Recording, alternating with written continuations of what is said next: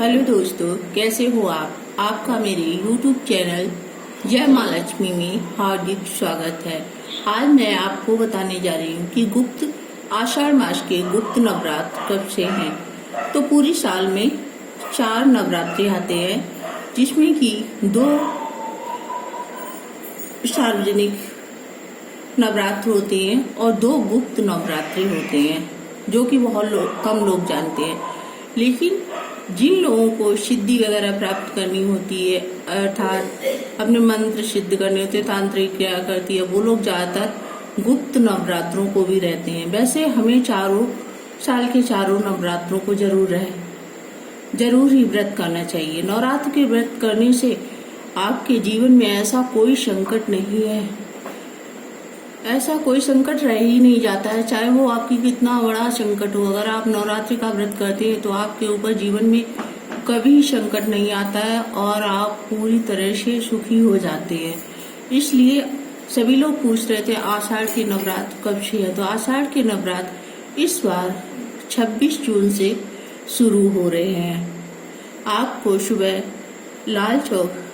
सुबह चौकी डाल के नहा धो के चौकी साफ करें, फिर उस पे लाल कपड़ा बिछाएं, नौ दुर्गा माँ की मूर्ति स्थापित करें, घट स्थापना करें और ज्वारे बोएं।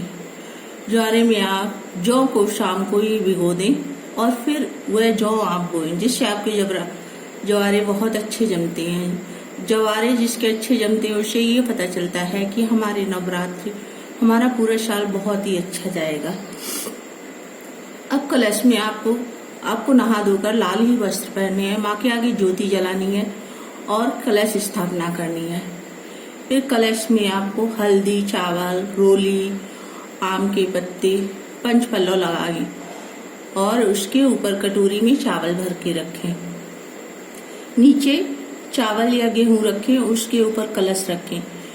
गणेश जी की स्थापना करें। कलश के पास आपको गणेश जी की स्थापना करनी है। 5 मिट्टी के गणेश जी बनाएं, या आपके पास वैसे बने बनाए गणेश जी है या कोई प्रतिमा है तो वो रखें। फिर आपको माँ की पूजा करनी है। आपको माँ को चुनरी उड़ानी है। फिर आपको सबसे पहले संकल्प लें कि मैं नवरात्रि का व्रत करने जा रही हूँ। हे माँ, आप मेरे नवरात्रि के व्रत पूरे करें। और संकल्प लेकर फिर आप माँ की पूजा करें। सबसे पहले माँ को जल चढ़ाएं, उसके बाद माँ को सिंदूर चढ़ाएं। सिंदूर चढ़ाने के बाद आप माँ को लाल फूलों की माला चढ़ाएं। अगर आप माँ को गुड़हल का फूल या गुलाब का फूल चढ़ाते हैं तो माँ सबसे ज्यादा खुश गुड़हल के फूल से होती हैं। इससे माँ बहुत ज्यादा प्रसन्न होती हैं। और फिर आपको माँ को लाल मिठाई का भोग या सफेद मिठाई का आप भोग लगाएं। जो भी आपकी जैसी श्रद्धा हो वैसा आप करें। हवन करें। हवन में इस मंत्र का जाप करें। सर्वमंगल मांगल्ये शिवे सर्वार्थ साधिके शरण्ये त्र्यंबके गौरी नारायणी नमस्तुते। इस मंत्र का 108 बार जाप करके हवन में आहुति दें। फिर